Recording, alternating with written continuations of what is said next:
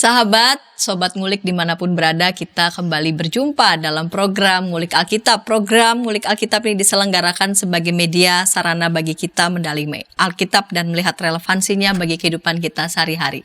Pada episode kali ini kita mengulik Injil Matius pasal 9 ayat 1-8. Matius pasal 9 ayat 1-8 diberi judul Yesus berkuasa mengampuni dosa. Yesus berkuasa mengampuni dosa. Dan saya sebagai pemandu percakapan, Pendeta Rumenta Santiani Manurung, saya mengajak sahabat boleh berinteraksi di kolom komentar yang sudah tersedia. Narasumber pada episode kali ini yaitu Bapak Pendeta Asigor P. Sitanggang, THD. Salam jumpa kembali Bapak Pendeta. Salam jumpa Ibu Pendeta. Ya, sebagai dosen biblika kita akan ditolong banyak ini untuk mengulik Injil Matius pasal 9 ayat 1-8. Dan sebelum kita memulai bersama, kita akan membuka dalam doa. Silakan Bapak Pendeta memimpin kita dalam doa. Baik, mari kita berdoa. Terima kasih Allah untuk kesempatan kembali kami mengikuti ngulik Alkitab di GKI TV. Kiranya Tuhan memberkati baik kami yang ada di studio ini, yang berdiskusi, yang bercakap-cakap, maupun juga rekan-rekan yang menyaksikannya, baik nanti live streaming maupun juga nanti rekaman. Kiranya Tuhan memberkati setiap kami sehingga apa yang kami dengar, pelajari boleh menjadi berkat bagi setiap kami dalam ziarah kehidupan kami mengikut Tuhan. Dengan tema Tuhan mengampuni dosa, biarlah kami terus ada dalam pengampunan Tuhan dan juga mengampuni sesama kami. Kami siap untuk bercakap-cakap mengenai firman-Mu. Dalam nama Tuhan Yesus Kristus, kiranya Engkau menyertai setiap kami. Amin. Amin. Injil Matius pasal 9 ayat 1-8, saya akan baca untuk kita semua. Sesudah naik ke dalam perahu, Yesus menyeberang dan masuk ke kotanya sendiri. Lalu dibawalah kepadanya seorang lumpuh yang terbaring di pembaringannya. Ketika Yesus melihat iman mereka, berkatalah ia kepada orang lumpuh itu, "Teguhkanlah hatimu, hai anakku, dosa-dosamu diampuni." Mendengar itu, berkatalah beberapa orang ahli Taurat dalam hatinya, "Orang ini menghujat Allah." Yesus mengetahui pikiran mereka, lalu berkata, "Mengapa kamu memikirkan hal-hal yang jahat di dalam hatimu? Manakah yang lebih mudah, mengatakan dosa-dosamu diampuni, atau mengatakan bangunlah dan berjalanlah? Namun supaya kamu tahu bahwa di dunia anak manusia berkuasa mengampuni dosa." Lalu berkatalah ia kepada orang lumpuh itu, "Bangunlah, angkat pembaringanmu dan pulanglah ke rumahmu." Orang itu pun bangun lalu pulang. Melihat hal itu, orang banyak takut lalu memuliakan Allah yang telah memberikan kuasa seperti itu kepada manusia. Ya, di segmen yang pertama saya mau mengawali dengan kembali narasi tentang orang lumpuh dipulihkan. Ini bisa dibaca juga di Injil Markus pasal 2 ayat 1-12 dan Lukas 5 ayat 17-26. Ini sepertinya kita juga akan diajak ini berselancar untuk melihat berapa teks ini supaya kita bisa mendapatkan gambaran yang lebih lengkap ya. Dan lalu kemudian nanti kita masuk pada pesan-pesan yang akan menolong kita untuk makin menghayati panggilan hidup kita sebagai pengikut Kristus. Mari silakan Pak Pendeta. Baik, terima kasih Ibu Pendeta Santi.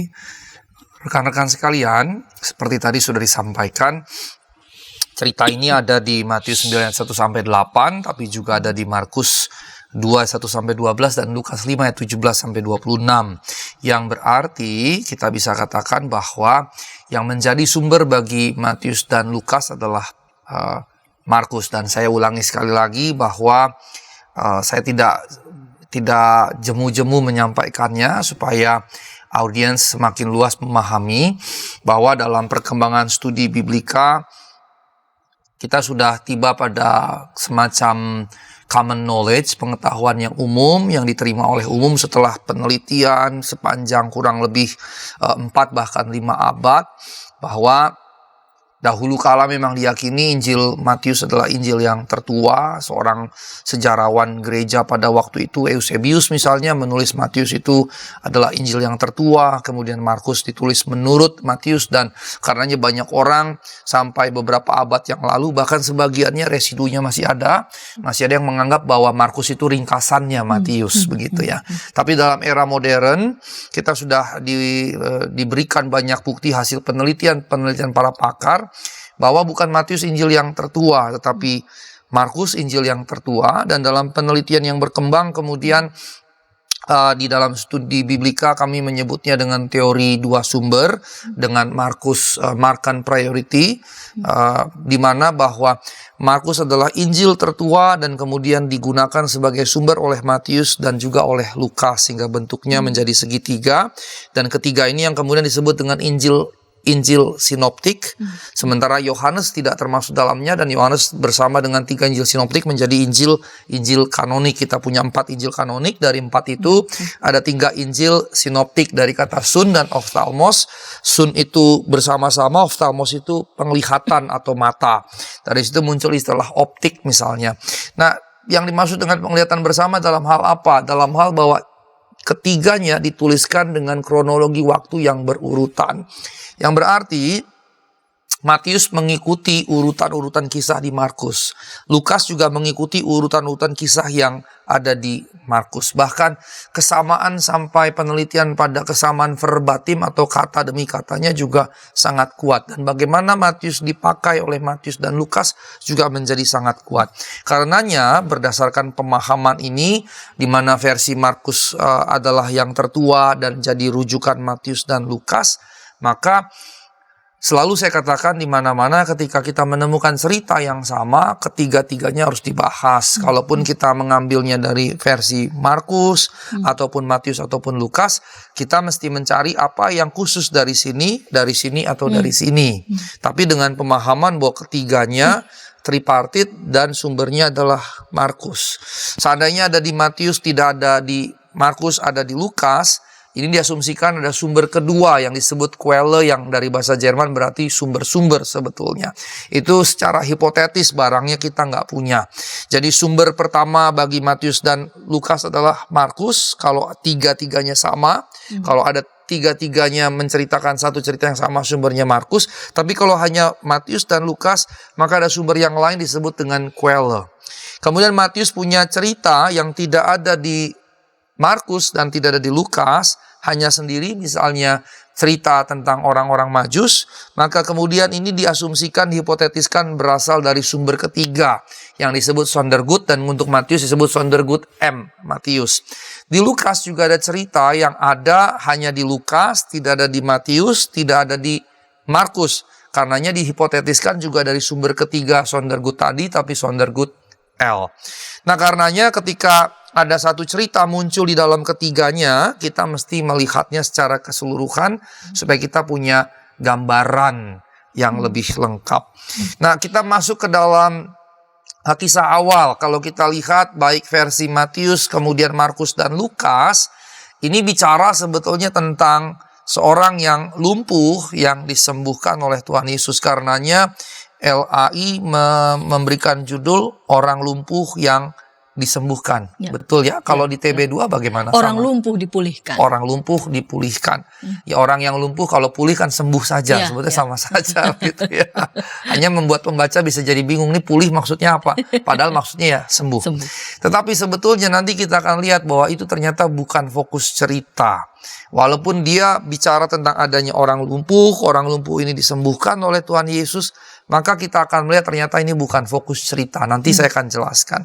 Nah, dalam Injil Markus dikatakan setelah beberapa hari Yesus kembali ke Kapernaum. Tapi kalau dalam Injil Matius hanya dikatakan sesudah Yesus mengusir setan yang merasuk orang, 2 orang, maka Yesus naik perahu nyebrang, dan setelah nyebrang kemudian tiba di kotanya sendiri. Nah, Markus menyebutnya Kapernaum, sementara kalau di Matius disebutnya kotanya sendiri. Nah, kalau di Markus pasal 1 ayat 21 disebutkan sebelumnya Yesus berada di Kapernaum, terus pergi, nyebrang, terus balik lagi ke Kapernaum. Makanya dikatakan setelah beberapa hari. Walaupun dalam teks Yunani tidak ada kata beberapa, hanya setelah berhari-hari begitu ya. Makanya sebagian terjemahan Inggris dikatakan after days, bukan after several days. Karena sebetulnya beberapa itu kan sedikit sekali. 1, 2, 3, 4 hari itu beberapa. Tapi kalau pergi jalan kaki atau naik keledai dari Kapernaum terus ke Tiberias, terus nyebrang ke sana, dan di sana ada orang gila, Yesus sembuhkan. Jaraknya itu di Gadara Gerasa dari pantai itu bisa 40-60 kilo. Terus Yesus balik lagi jalan kaki lagi, terus nyebrang lagi naik perahu, terus jalan lagi ke Kapernaum. Ini nggak mungkin beberapa hari. Ini pasti berhari-hari. Maka karenanya saya lebih menyukai terjemahan harfiah, bukan beberapa hari tapi berhari-hari. Nggak mungkin cuma 2-3 hari. Ini perjalanan yang panjang dan melelahkan. Nah, kemudian di Markus 1 ayat 35 dikatakan pasal 1 ayat 21 Yesus di Kapernaum, pasal 1 ayat 35 Yesus pergi dari Kapernaum, pasal 1 ayat 39 dikatakan Yesus pergi mengelilingi Galilea. Kan ini semua pekerjaan yang nggak mungkin hanya beberapa hari.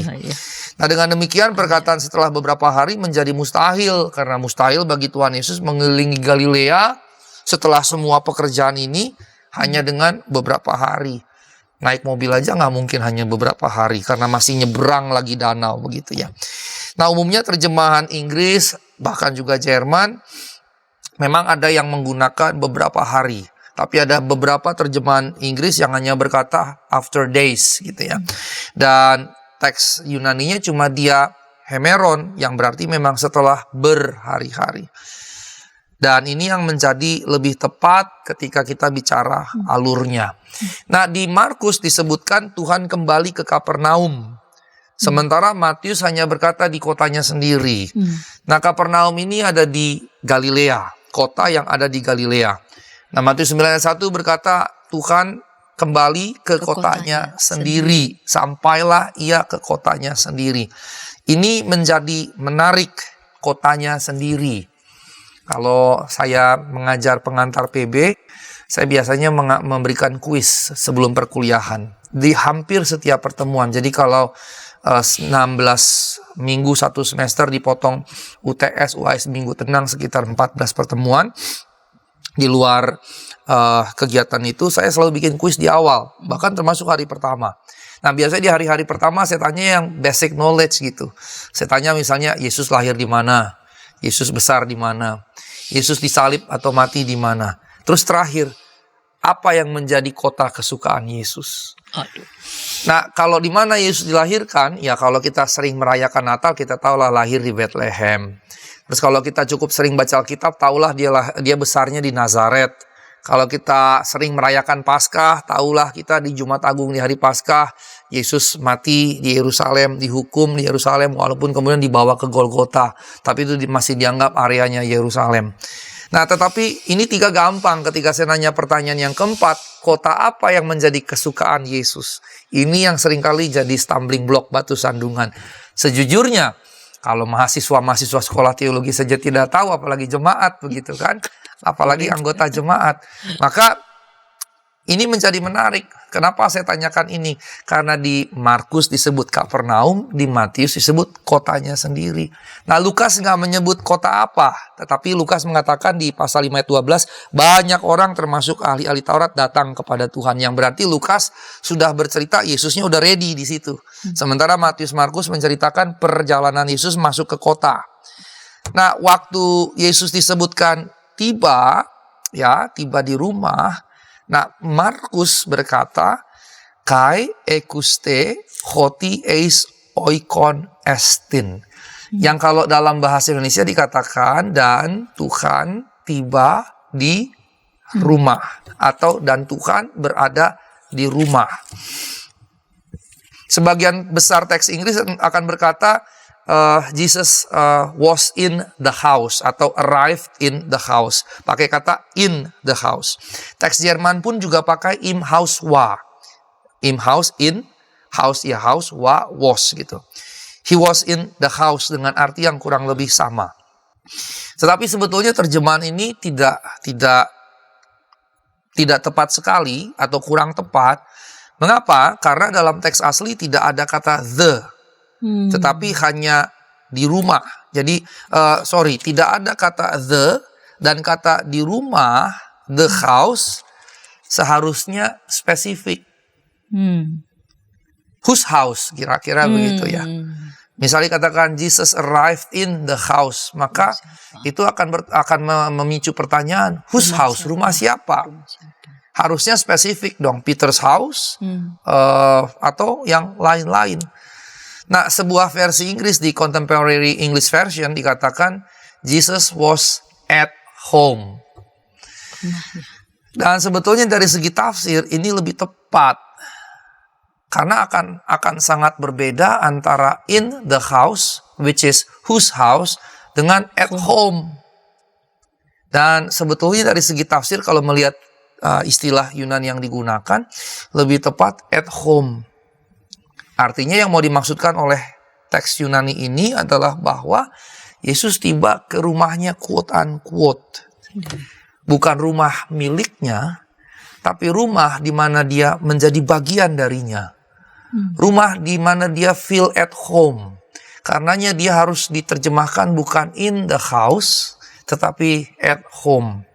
Dia kembali ke rumahnya sendiri dalam pengertian rumah di mana dia nyaman. Maka kalau kita membuat kajian, saya pernah nulis satu artikel presentasi yang bicara sedikit tentang rumah. Ada perbedaan yang kentara antara rumah house dengan rumah home. Persoalannya memang kalau Indonesia dua-duanya rumah kan gitu ya. Makanya kita mesti menambahkannya dengan rumah di mana kita nyaman di situ ya. Rumah di mana kita tinggal sekarang belum tentu the house that we live there. Rumah di mana kita tinggal sekarang belum tentu menjadi our home gitu. Belum tentu kita at home di situ. Jangan-jangan rumah di mana kita tinggal neraka justru. Ketika suami sering ribut dengan istri jadi neraka bagi keduanya, apalagi bagi anak-anaknya. Sehingga mereka mungkin memiliki rumah tapi tidak memiliki house tapi tidak memiliki rumah. Karenanya ketika di sini dikatakan dalam Contemporary English Version at home, dalam terjemahan, dalam tafsir atas teks yang asli yang ada, memang ini lebih tepat. Mengapa? Yesus kembali ke rumahnya. Mengapa? Karena Kapernaum menurut Matius kotanya sendiri.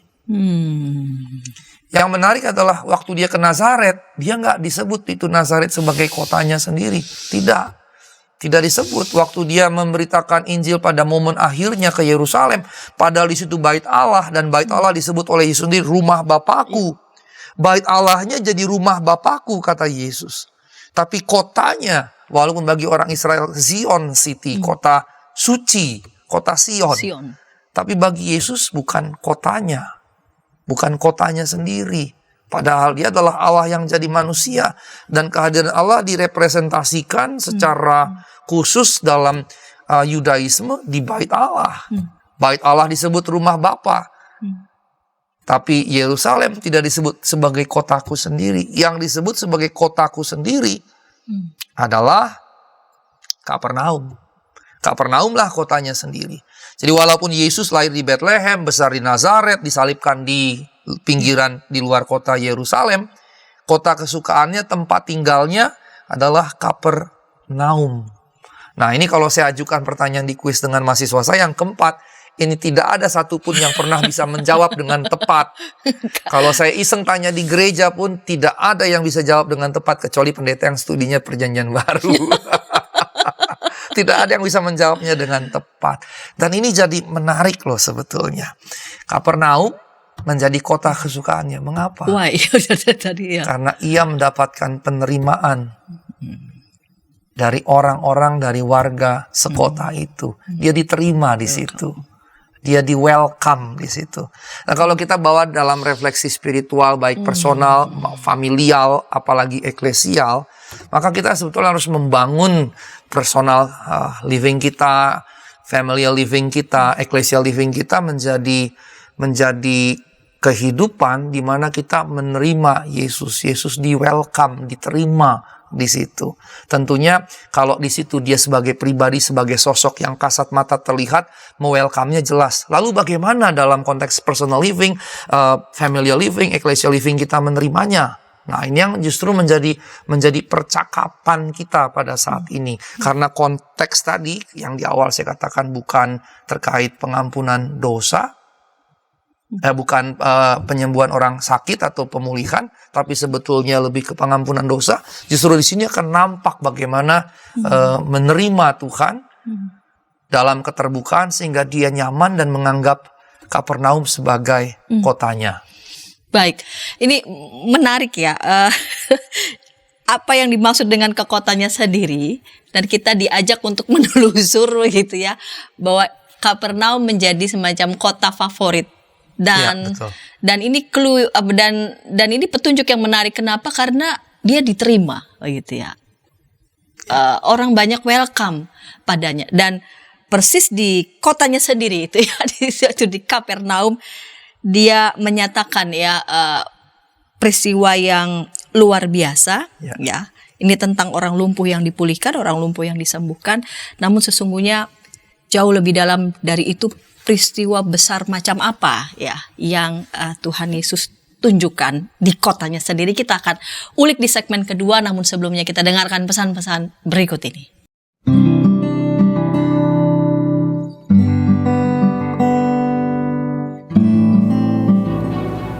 Hi folks, this is Daily Spirit for Youth, a daily devotional that helps you grow closer to God and apply His Word to your life. Daily Spirit for Youth dapat Anda saksikan hari Senin sampai Sabtu pukul 4.30 waktu Indonesia Barat di channel YKB TV. Kita jumpa dalam acara Pembangunan Jemaat. Pembangunan Jemaat setiap Senin di minggu kedua dan keempat pukul 20 waktu Indonesia Barat. Dapat Anda nikmati di channel YKB TV. Dari kungkungan malam gelap, Nyanyikanlah nyanyian baru setiap hari Rabu pukul 12 waktu Indonesia Barat. Dapat Anda nikmati di channel Lagu Rohani YKB TV.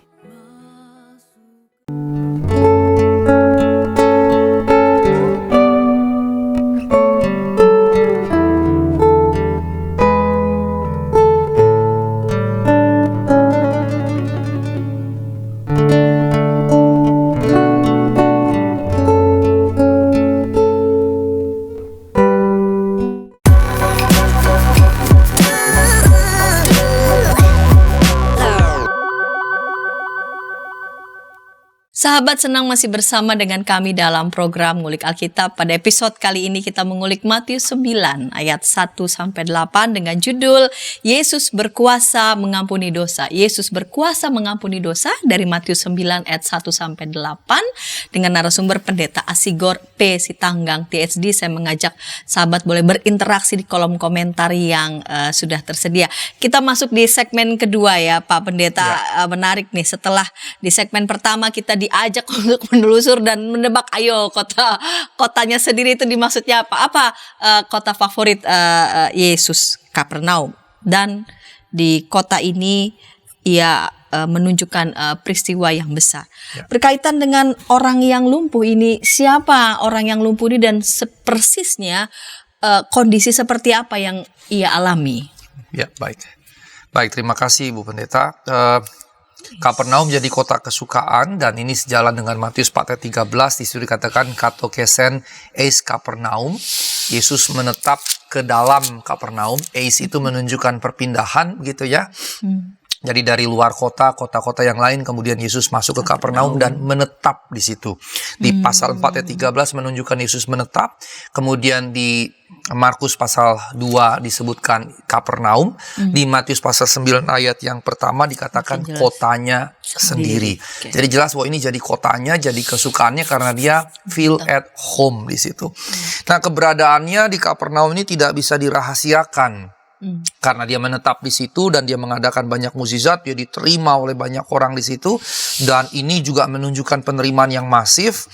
Dan bayangkan kalau kita lihat di sini ayat 1 dan 2, ketika dia sampai di kotanya, dibawa oranglah kepadanya seorang lumpuh dan seterusnya. Kemudian di situ dikatakan ada beberapa ahli Taurat, kemudian ada orang-orang lain. Ayat 8, banyak orang yang melihat hal itu. Nah, Matius tidak terlalu bombastik dalam bercerita tentang orang-orang yang datang, tapi Markus ceritanya menjadi begitu bombastik. Karena di versi Markus, orang banyak yang datang ini sedemikian banyak sampai rumah dipenuhi, rumah di mana Tuhan feel at home tadi, kemudian dipenuhi orang banyak. Sekali lagi saya katakan, ini rumah bukan rumah miliknya, tapi rumah di mana dia at home, begitu ya, bukan punya dia.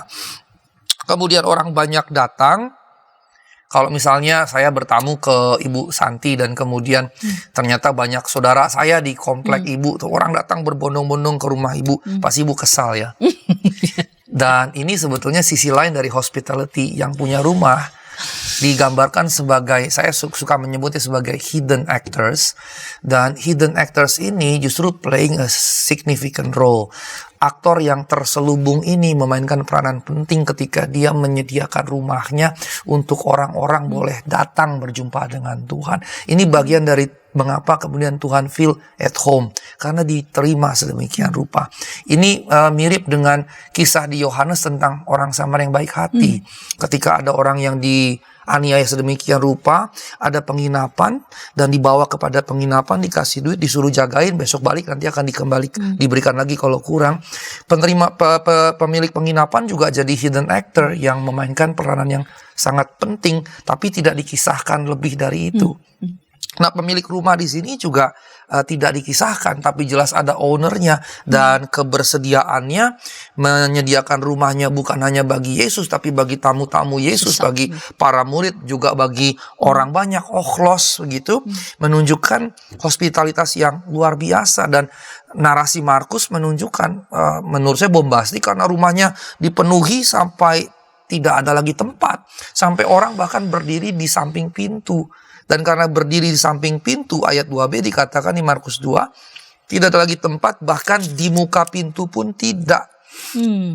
Bayangkan crowdednya sebegitu sesaknya. Gak ada AC pula gitu. Ada AC saja sudah gak ada gunanya itu AC kalau sampai sesak seperti itu. Nah, dalam kondisi itu datanglah orang lumpuh. Dia pasti sudah mendengar kabar bahwa ada Yesus, dan Yesus orang rabi, dan dia rabi yang penuh kuasa, mampu menyembuhkan sakit penyakit. Dengan dia tahu situasi rumah di mana Yesus berada, berarti ya dia bisa dikatakan tidak lagi sepenuhnya asing. Dia sudah dengar banyak, dia tahu rumahnya, dia tahu mesti pergi kemana, dia tahu keberadaannya. Sehingga selain dia tidak asing, betul-betul asing lagi, dia juga mungkin bagian dari warga Kapernaum, begitu ya. Nah, yang menarik, dari mana dia tahu berita tentang Yesus? Dari mana dia tahu itu Yesus yang bisa menyembuhkan segala macam? Sekali lagi, ada peranan hidden actor yang kedua. Berarti ada orang-orang yang menceritakan tentang Yesus, begitu. Nah, hidden actors ini sebetulnya yang harus kita mainkan peranan ini.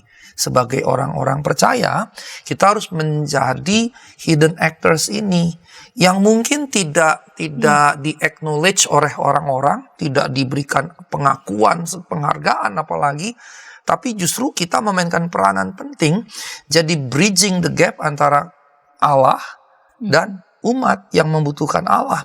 Yang punya rumah, dia menyediakan rumahnya untuk sekian orang banyak, dia nggak pusing begitu banyak orang datang.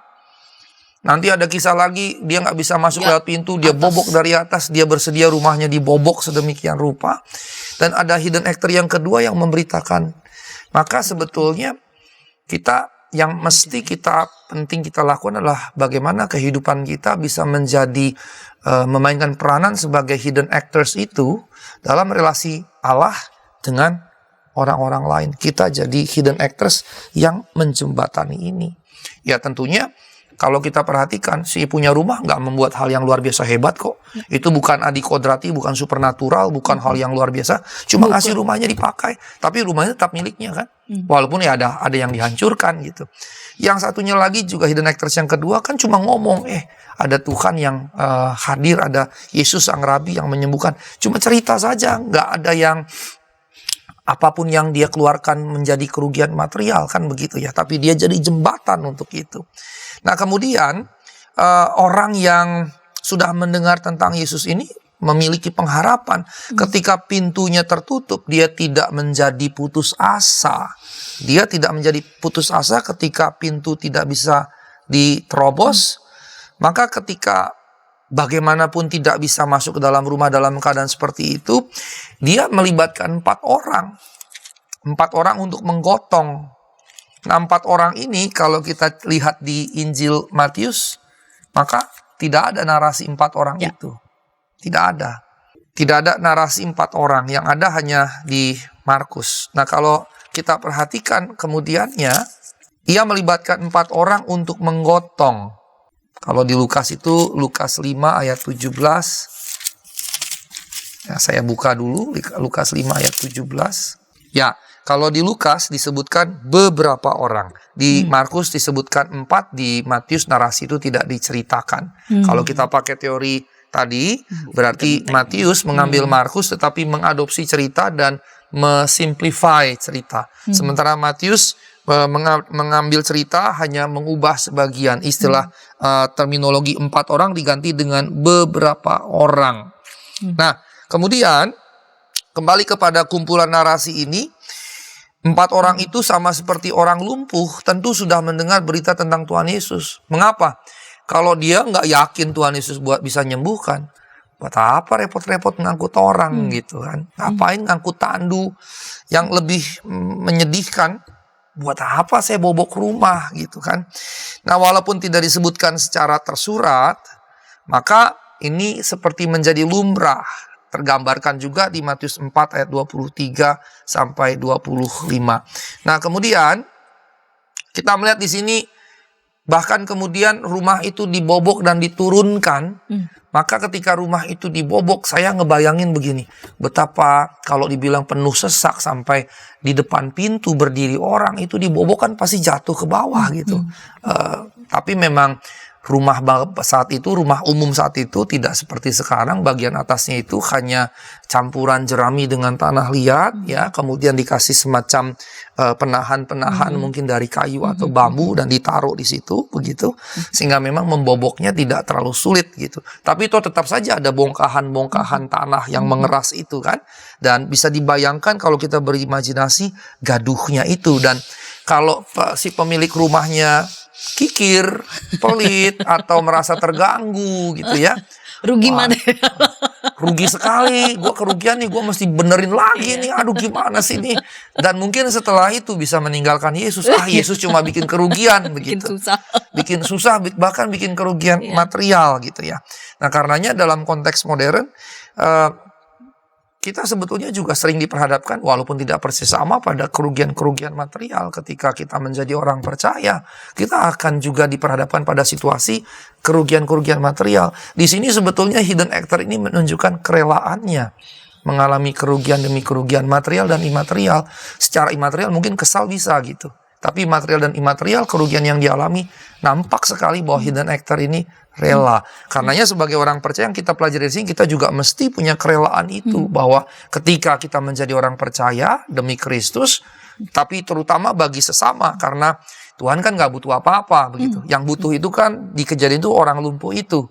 Dalam konteks kita juga kan Tuhan gak butuh apa-apa. Sebetulnya yang membutuhkan adalah sesama kan begitu ya. Nah karenanya saya melihat ada proses 3 tahap di sini. Proses 3 tahap, Yesus pertama berkeliling menyembuhkan, ya, keliling Galilea, orang banyak datang disembuhkan, setelah itu makin banyak datang. Ini proses 3 tahap yang terjadi, begitu proses 3 tahap yang terjadi, sehingga puncaknya berkumpullah di rumah itu. Nah mereka berlima, 4 orang dengan 1 orang lumpuh tadi, bukan hanya mendengar, tetapi mereka percaya.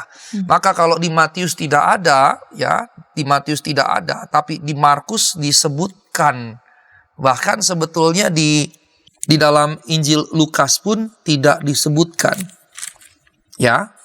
Kalau di Injil Lukas pasal 5 ayat yang ke-19 hanya dikatakan karena mereka tidak dapat membawa masuk berhubung dengan banyaknya orang di situ, naiklah mereka ke atas atap rumah, membongkar atap, menurunkan orang dengan tempat tidur di tengah-tengah orang banyak. Setelah melihat mereka, Yesus berkata, "Hai saudara-saudaraku, dosamu sudah diampuni." Sementara kalau membuka Matius pasal 9, Tuhan langsung berkata, "Percayalah hai anakku," atau yang baru, "teguhkanlah hai anakku, teguhkanlah hati, dosamu sudah diampuni." Nah, Lukas berarti mengikuti Markus, karena di Lukas disebutkan ayat 20, Yesus melihat iman mereka. Dan di Markus pasal 2 juga disebutkan bahwa Yesus melihat iman mereka. Di ayat yang ke-5 dikatakan ketika Yesus melihat iman mereka. Saya mau sedikit underline di sini. Yesus tidak hanya melihat iman si orang lumpuh, Yesus melihat iman 4 orang yang lain. Dan ini sebetulnya menunjukkan kekristenan kita tidak boleh individual. Kekristenan kita itu haruslah sebetulnya komunal, begitu. Kekristenan kita harus komunal, bukan individual. 5 orang ini percaya, dan setelah percaya, Yesus bertindak.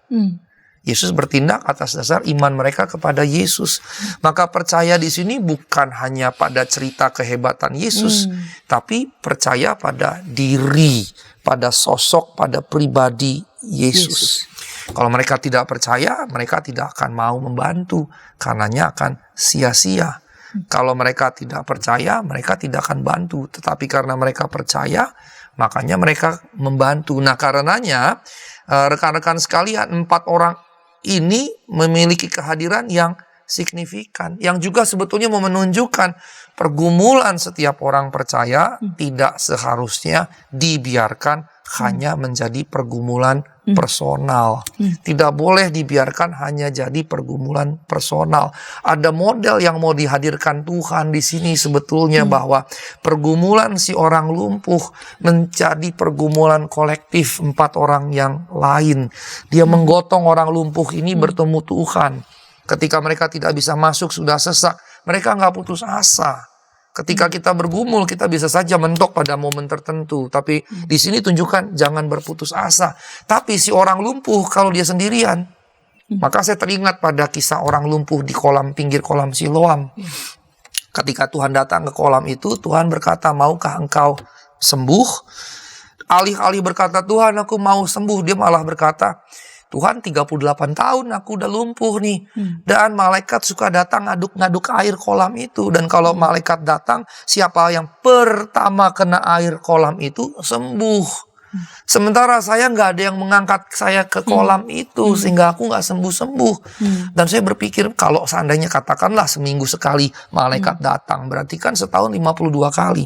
Dia 38 tahun, kalikan 52 kali, kok bisa sebanyak itu tidak ada orang yang mau membantu menggotongnya, nyemplung ke situ. Nah, ini cerita yang menarik, 2 cerita yang menarik, karena dua-duanya bicara orang lumpuh. Yang satu, ada 4 orang secara kolektif mendukung, membantu, menolongnya. Yang satu lagi enggak. Dan lihat dampaknya. Lihat dampaknya. Dampaknya berbeda sekali. Mengapa? Yang sendiri butuh 38 tahun. Dan sampai mesti Tuhan bekerja sendiri. Tuhan mesti datang sendiri. Ini sebetulnya, kisah ini, sebagian besar orang berkata Tuhan ajaib menyembuhkan. Tapi sebetulnya kalau kita lihat dari sisi yang lain, Tuhan menemplak keegoisan orang-orang saat itu yang ada di kolam Siloam. Ini loh, 38 tahun ada di sini, nggak ada satupun yang mau mengangkatnya. Sampai harus Sang Allah yang jadi manusia, Sang Inkarnasi Allah ini yang melakukan sendiri. Padahal ada medium yang bisa digunakan untuk menyembuhkan. Dan banyak orang di situ. Dan banyak pasti banyak gitu. Nah, ini 2 cerita yang kasusnya sama-sama lumpuh. Yang satu menunjukkan seperti apa seharusnya. Yang di sini Tuhan menemplak. Jadi dengan kata lain, dari 2 narasi ini, yang dikehendaki oleh Allah adalah Pergumulan individual haruslah jangan dibiarkan jadi pergumulan individual seterusnya, tapi menjadi pergumulan kolektif. Entah dalam skala kecil keluarga, atau dalam skala yang lebih besar, gereja, dalam persekutuan umat. Nah, ketika mereka menghadapi ini, mereka tidak berputus asa, bahkan sampai membobok atap. Dan ini dibuat, yang saya sudah jelaskan seperti itu, bisa dibayangkan kegaduhan, chaos yang terjadi, yang dikerjakan oleh mereka. Bisa dibayangkan ketika Tuhan lagi ngajar, jatuh tuh bongkahan tanah yang mengeras, jatuh lagi, kemudian diturunkan orang itu. Dan tentunya di situ waktu Tuhan, Alkitab berkata melihat iman mereka, tentu Tuhan kalimat itu ya formal, tapi itu sebetulnya secara tidak langsung menunjukkan kekaguman Tuhan. Oh, sampai segitunya mereka percaya, sampai segitunya. Dan kalau kita melihat kegaduhan itu secara imajinatif, ini menjadi perkara yang luar biasa, tapi Alkitab kita cenderung diam di situ. Walaupun kita ngerti ada konsekuensi logis tentunya. Nah, ketika Yesus melihat itu, Yesus dikatakan melihat iman mereka, yang saya bahasakan ulang, Yesus kagum dengan apa yang mereka kerjakan. Dan ternyata Yesus bilang iman, tindakan, mau menerobos pintu nggak bisa, naik ke atas, dibobok segala macam. Tuhan bilang sebagai iman, dengan kata lain, iman itu bertindak. Kita tidak bisa berkata saya percaya terus kita tidak berbuat apa-apa. Saya tidak bisa berkata saya adalah anggota gereja kemudian saya tidak bisa berbuat apa-apa. Saya tidak bisa berkata saya mengasihi Tuhan, saya tidak berbuat apa-apa. Saya mengasihi sesama tapi saya tidak berbuat apa-apa. Saya mencintai alam tapi saya tidak berbuat apa-apa. Atau bahkan ketika saya berbuat malah yang negatif, malah yang kontraproduktif, malah yang bertentangan. Ini berarti iman adalah tindakan. Iman hanya menjadi iman ketika ia aktif terekspresi dalam tindakan. Maka tindakan-tindakan kita, semua tindakan kita sebagai orang percaya haruslah mengekspresikan iman kita. Ia menjadi aktif ketika terekspresi dalam iman, dan karenanya ia seharusnya menjadi penggerak dalam kehidupan. Dengan kata lain, saya mau berkata, apapun yang kita kerjakan, apapun dalam segala aspek, haruslah didorong karena iman percaya kita kepada Allah. Dalam apapun, dalam bekerja, dalam berumah tangga, sekolah, termasuk dalam bergereja, membangun gereja, kalau ada pembangunan gedung gereja, atau apapun juga. Iman harus membawa kita dekat kepada Kristus. Iman harus membawa kita jadi berkat bagi orang lain. Pak Pendeta tadi sudah menyebutkan ya betapa semua hal yang kita kerjakan hendaknya kita kerjakan dalam sikap iman. Dan iman itu berkaitan dengan sikap aktif ya. Berarti berkaitan dengan tindakan. Nah, bagaimana Yesus merespons ya sikap aktif ya dari baik seorang lumpuh maupun juga orang-orang yang bersolidaritas terhadap dirinya. Kita akan mengulik itu di segmen yang ketiga dan berkaitan juga dengan judul kita Yesus berkuasa mengampuni dosa. Kita akan ulik itu di segmen ketiga, namun sebelumnya kita dengarkan pesan-pesan berikut ini.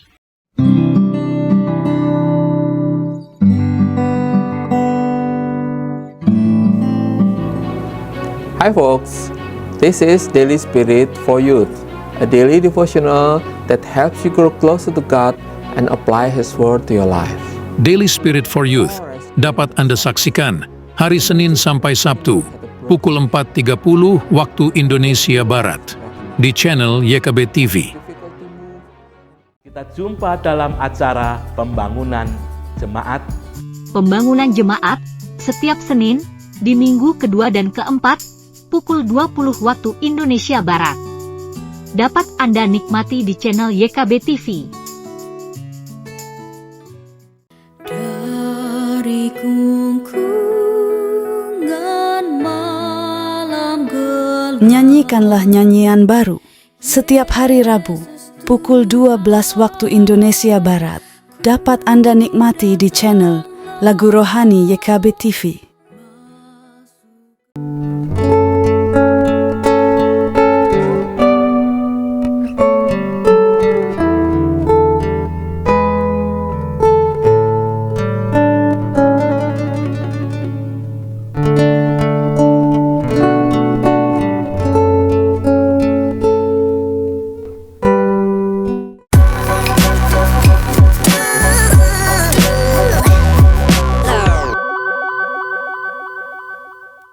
Sahabat, senang masih bersama dengan kami dalam program Ngulik Alkitab. Pada episode kali ini kita mengulik Injil Matius pasal 9 ayat 1-8, diberi judul Yesus berkuasa mengampuni dosa. Kita memasuki segmen ketiga, segmen penutup. Saya mengajak sahabat boleh berinteraksi di kolom komentar yang sudah tersedia.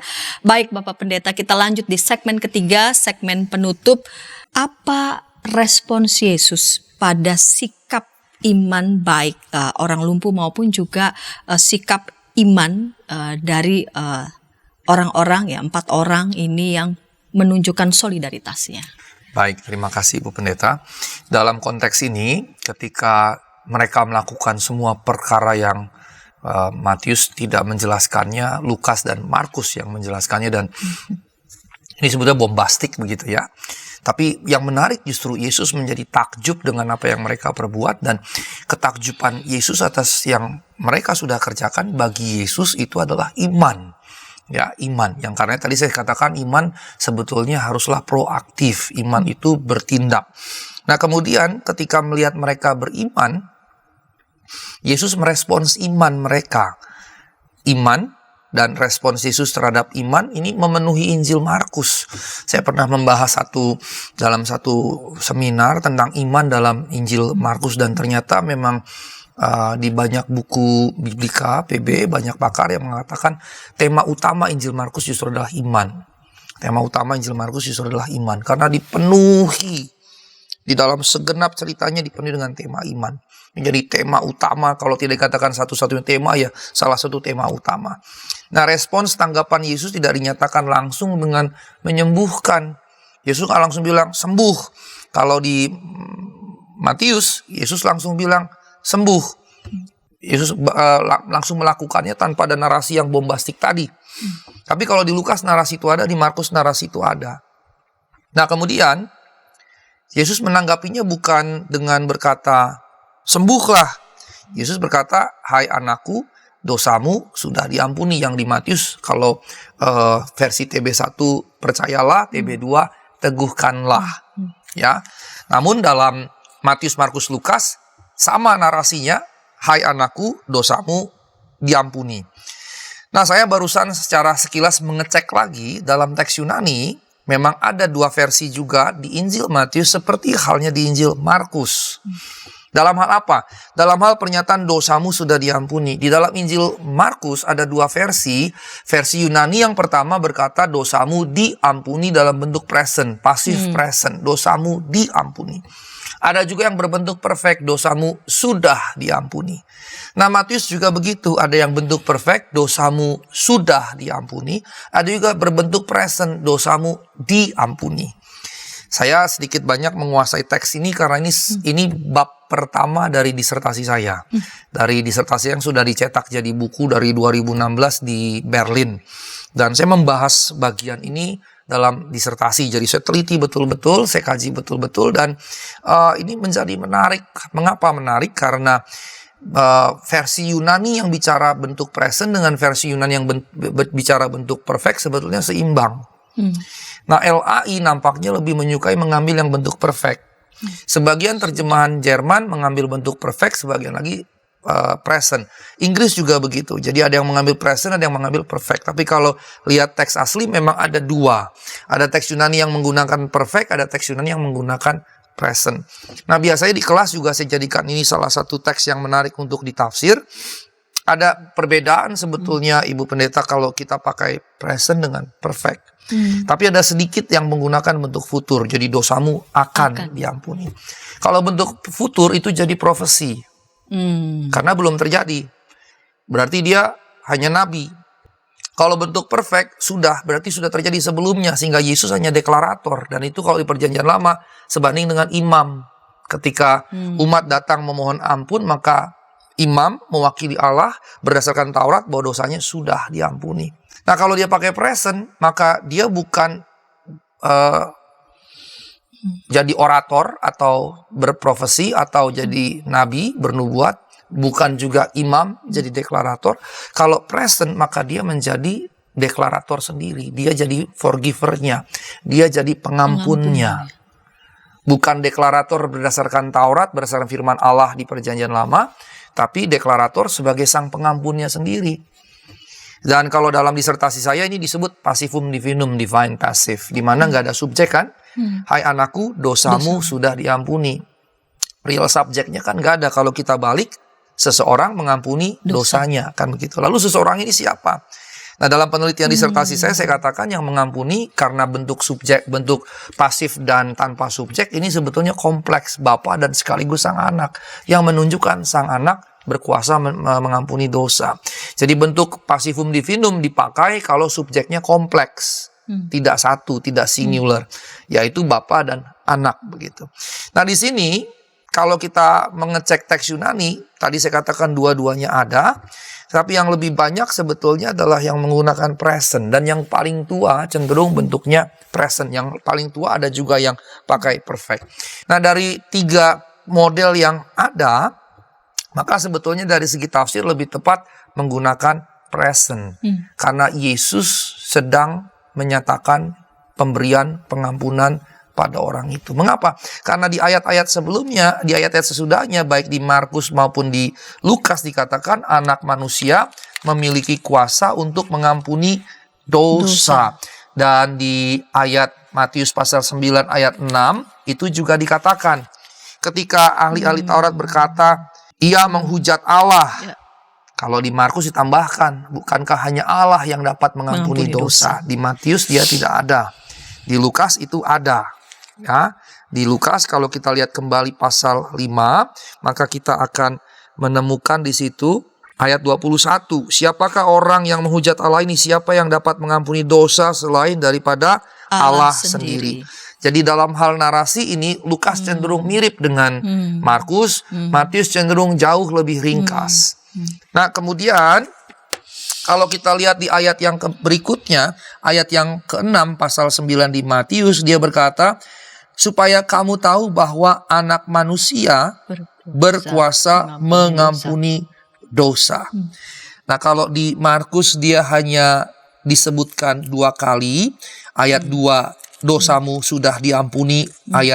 Kemudian ayat 5, dosamu sudah diampuni. Tapi kemudian ayat 6, anak manusia mengampuni dosa. Ya. Nah, yang menarik adalah ada bentuk pasif tanpa subjek, baik di Matius dan juga di Markus dan Lukas.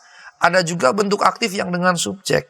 Yang menarik adalah bentuk aktif dengan subjek adalah anak manusia. Jadi ini tidak meragukan, tidak debatable, tidak bisa diperdebatkan. Yesus jelas menyatakan dia punya kuasa mengampuni dosa.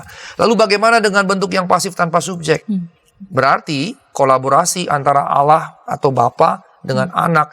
Sehingga kemudian Yesus mau menyatakan ada semacam kesepakatan antara Bapa dengan anak dalam hal pengampunan dosa ini. Adalah kehendak Bapa dan anak untuk dosa ini diampuni atau untuk memberikan pengampunan pada dosa. Nah, di sisi yang lain bentuk aktifnya untuk menegaskan Yesus juga punya otoritas itu gitu. Dan ini menunjukkan kesetaraan itu. Nah, ini respons yang sebetulnya luar biasa, sangat kuat. Ketika yang datang orang yang lumpuh butuh apa sebetulnya? Disembuhkan. Orang lumpuh itu butuh disembuhkan. Tapi Tuhan melihat jauh lebih dalam. Orang yang lumpuh ini membutuhkan pengampunan.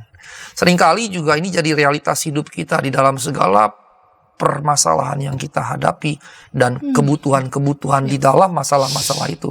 Yang terpenting yang kita butuhkan sebetulnya adalah pengampunan, diampuni. Dan itulah yang sebetulnya memulihkan jiwa kita. Nah, ini respons Yesus gitu. Ketika melihat imannya, Yesus merespons begitu, dosamu diampuni, dan kemudian baru setelahnya Yesus menyembuhkan. Dan ketika Tuhan berkata imanmu, Tuhan tidak berkata hanya pada orang lumpuh, tapi pada 4 orang yang menggotongnya juga termasuk di dalamnya. Nah, karenanya saya ingin menjelaskan beberapa pokok. Waktu Tuhan bilang, yang pertama, hai anakku. Wah, ini perkataan luar biasa. Kata anak dari teknon kepada orang lumpuh, yang sebenarnya orang asing, ya bukan keluarga begitu. Memberikan indikasi justru ini ucapan penyambutan.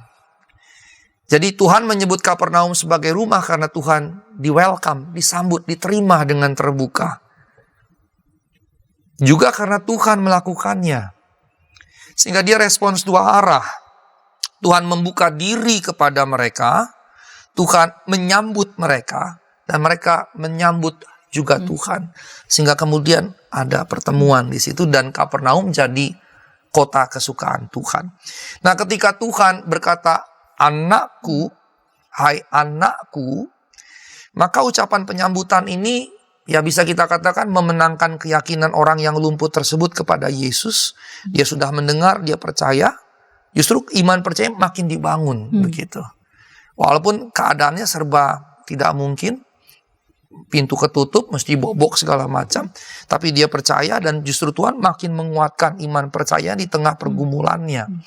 Sehingga Yesus memenangkan keyakinan orang lumpuh tersebut kepada Yesus, dan pada saat yang bersamaan ketika Tuhan bilang hai anakku, ini disambut dalam keluarga Yesus, family of Jesus gitu, atau family of Christ, disambut dalam keluarga Yesus. Ini menunjukkan bahwa Tuhan kemudian membangun hubungan yang dekat, dan yang mendekatkan diri siapa? Tuhan. Dan ini sebetulnya bagian dari respons iman, respons terhadap iman mereka tadi.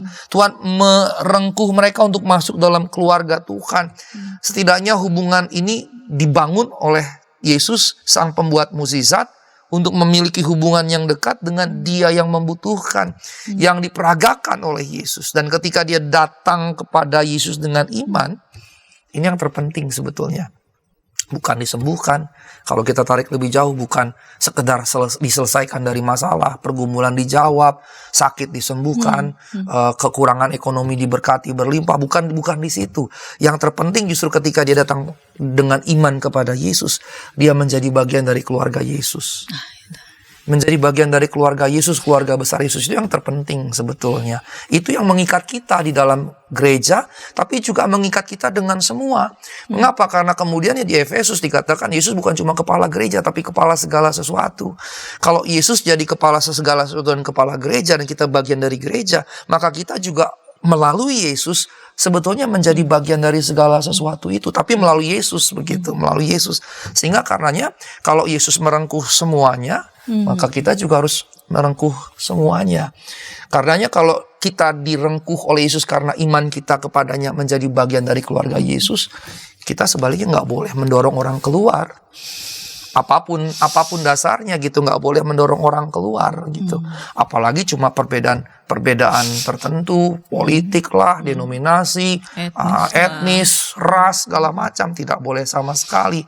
Karena kalaupun misalnya kita bergereja berbasis suku, dia tidak boleh menjadi benteng yang menghambat orang untuk masuk ke dalam yang berbeda dengan suku kita gitu, ras kita dan seterusnya. Itu yang pertama yang menarik. Kita menjadi bagian dari keluarga Kristus. Yang kedua, ketika Tuhan berkata, dosa-dosamu sudah diampuni. Ini menunjukkan walaupun dia punya kebutuhan secara fisik kelihatan yang dibutuhkan kesembuhan, Yesus justru melihat kebutuhan terdalam pertama-tama dan terutama adalah batin atau manusia batiniah ini perlu disembuhkan, perlu dipulihkan. Yang terpenting relasinya dengan Allah, yang kemudiannya terdampak pada relasi dengan sesama, perlu dipulihkan. Kalau si orang lumpuh di kisah Matius 9 ini punya 4 orang, yang di Siloam tidak punya. Begitu. Dan dari sini terlihat sekali bahwa relasi dengan Allah dan kemudian dengan sesama betul-betul perlu dipulihkan. Di sini dia perlu diampuni, dan ini membedakannya dengan kisah kesembuhan yang lain yang Tuhan Yesus langsung lakukan. Ada cukup banyak Yesus berkata bangkitlah, sembuhlah, berjalanlah dan seterusnya. Tapi khusus di sini ini pembedanya. Tuhan melihat dalam kedalaman batin ia perlu diampuni, dan dalam kisah ini terjadi semacam proses kesembuhan yang extended atau diperpanjang. Tuhan seperti menunda. Gak langsung bangkit. Sebetulnya kalau kita lihat kisah ini kan, ya dia begitu saja gampang. Tapi dia extended gitu. Seperti dia menunda.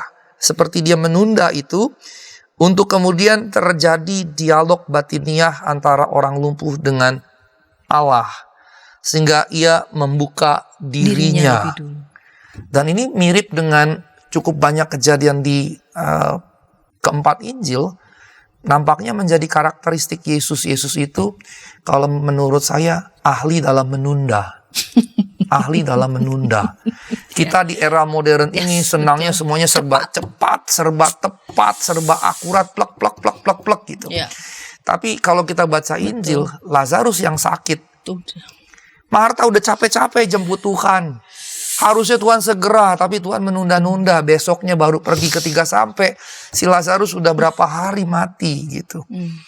Tapi penundaan itu justru menghasilkan mukjizat yang jauh luar biasa.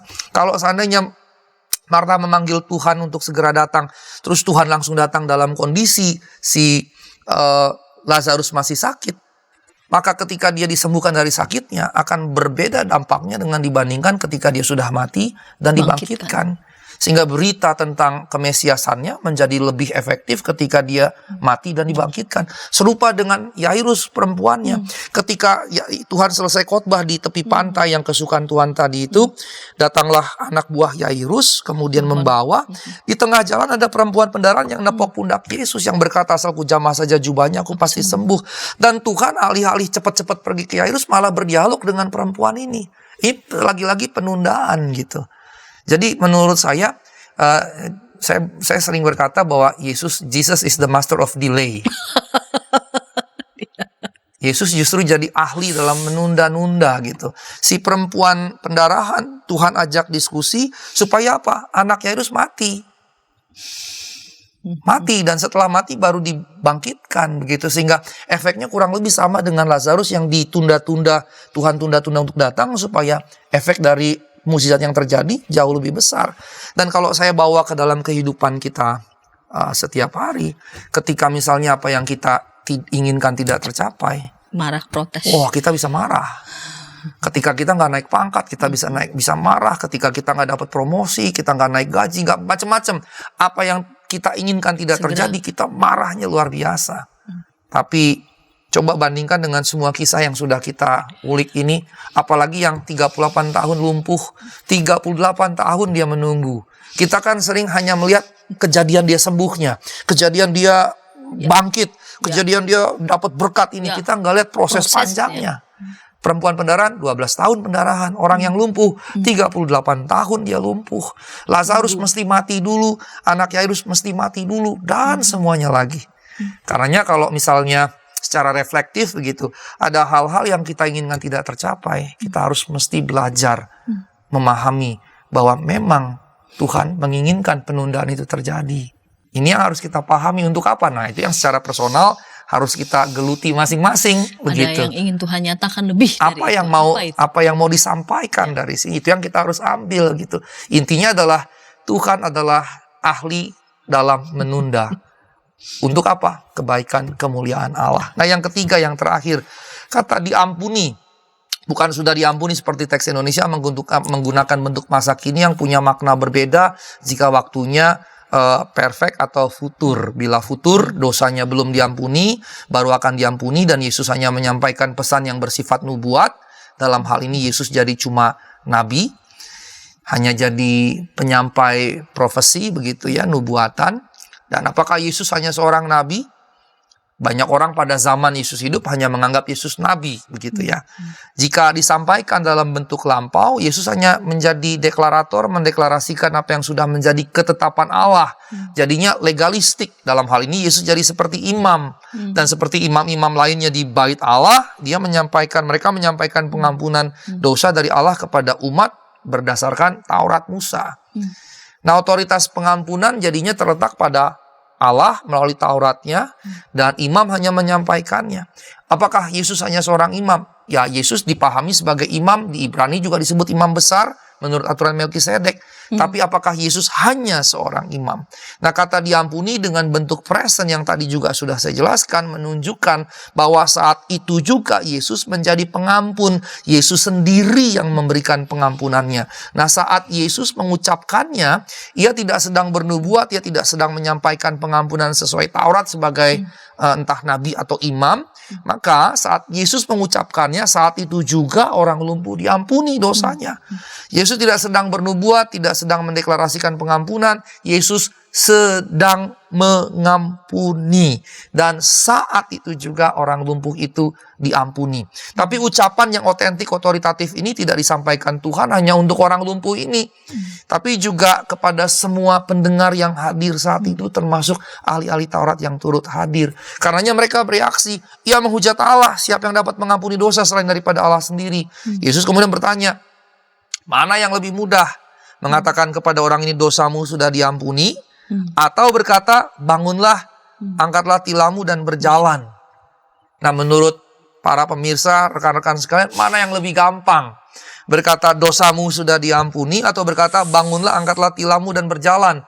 Ini sebetulnya pertanyaan yang relatif filosofis. Kalau hanya mengucapkan, maka dosamu diampuni lebih mudah. Mengapa? Karena nggak butuh bukti.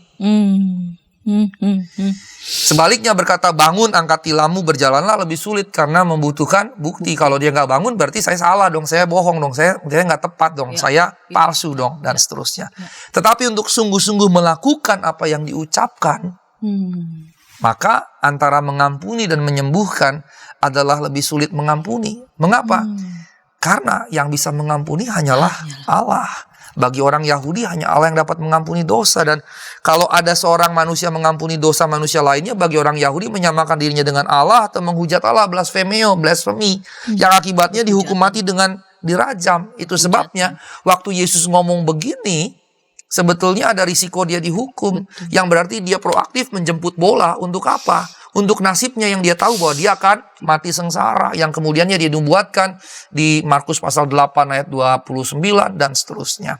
Nah, Yesus kemudian menunjukkan dia adalah anak manusia. Istilah yang untuk dirinya untuk mengampuni dosa. Nah, orang yang lumpuh itu karenanya memperoleh pengampunan dosa sekaligus kesembuhan saat itu juga. Nah, ketika Yesus sebut dirinya anak Allah, anak manusia yang sebetulnya berarti sepadan dengan anak Allah atau Mesias, menunjukkan kerendahan hatinya sebagai manusia biasa.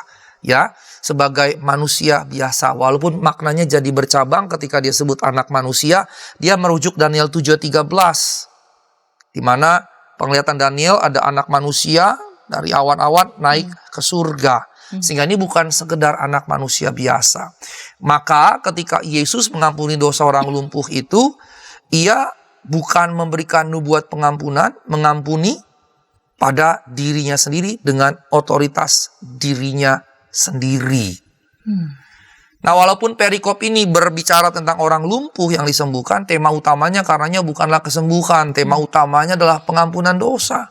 Karena di situ dinyatakan betul siapa Yesus. Dan ahli Taurat juga ngerti maksudnya Tuhan, karenanya mereka menuduh Tuhan menghujat Allah yang berujung pada hukuman mati seharusnya.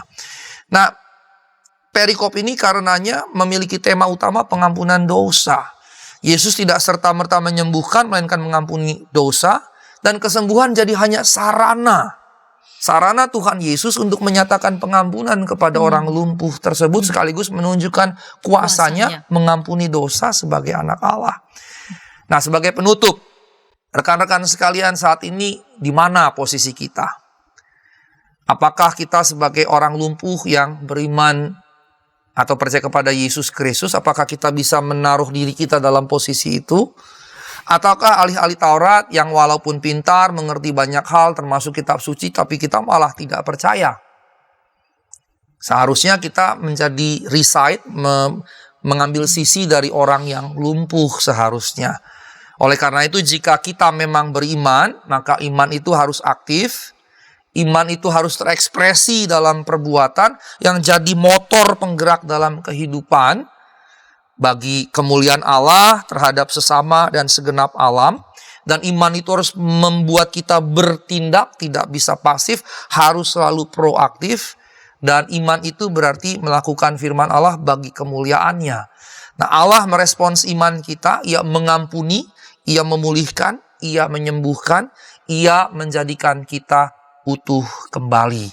Yang kemudiannya kita juga harus mengampuni orang-orang lain, dan kemudian bersama-sama dalam pemulihan yang Allah berikan, sambil juga memelihara alam supaya alam tetap turut dalam anugerah pemulihan Allah.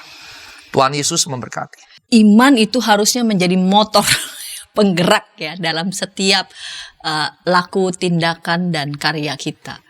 Dan yang penting adalah yang paling utama bukan hal-hal yang sifatnya tuh hanya di mata ya. Ketika kita sakit kita mau cepat disembuhkan. Ketika kita mengalami pergumulan, cepet-cepet dong Tuhan langsung jawab begitu ya. Tapi kita membiarkan masa-masa di mana kita memang harus bertekun, bersabar, kita bergaul sungguh-sungguh akrab dan melihat Tuhan akan sedang menyatakan kuasanya yang jauh lebih besar. Ya. Dari mana kita tahu? Makanya harus kita bergaul intim akrab dengannya supaya kita bisa bersabar, bertekun, bahwa kesabaran dan ketekunan kita itu di dalam Tuhan tidak pernah sia-sia. Begitu ya. Betul sekali. Tidak pernah sia-sia. Sejauh kita mau bertekun terus di dalam Tuhan dan menyaksikan Ia sedang menyatakan kemuliaannya, dan kemuliaannya itu dinyatakan ya lewat narasi yang tadi kita baca. Orang lumpuh dipulihkan bukan sekedar fisiknya, tetapi relasinya dengan Tuhan itu dipulihkan, dia dengan manusia juga dipulihkan.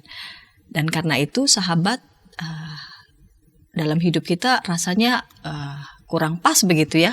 Kalau misalkan kita justru membuat ataupun buat ya orang-orang lain di sekitar kita dorong keluar, kita alienasi mereka, kita pinggirkan mereka. Wong Allah sendiri berkenan dalam Yesus Kristus membawa kita masuk ya sehingga kita mengalami anugerahnya.